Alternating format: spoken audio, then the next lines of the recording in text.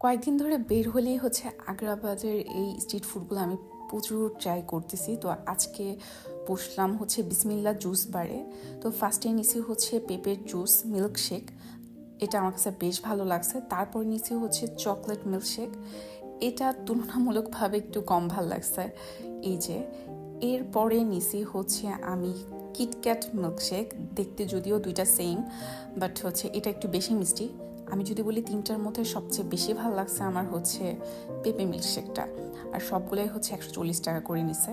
আর এখানে নিচে হচ্ছে আমি সবগুলা ফল মিক্সড করে কিছু একটা বানাই দিতে বলছি, টক ঝাল মিষ্টি করে কিছু একটা বানাই দিছে, এটাও বেশ ভালো ছিল। এরপরে আমি আব্বু আম্মু মিলে সবাই চলে গেছি হচ্ছে জাম্বুরি পার্কে। এইখানে এত মানুষের ভিড় বলার বাহিরে, টোটালি সন্ধ্যা হয়ে আসছে চারিদিকে, তাও প্রচুর মানুষের ভিড়।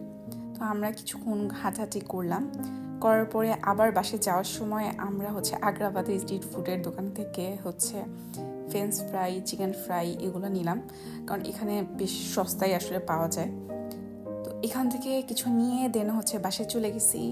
যাওয়ার পরে হচ্ছে আমরা আজকে বানিয়েছি হচ্ছে দুধ চিতই। এখানে হচ্ছে গুড় দেওয়া হয়েছে, জিনিসটা অনেক মজা ছিল। তো আজকে এই পর্যন্তই, ভালো থাকবেন সবাই, আল্লাহ হাফেজ।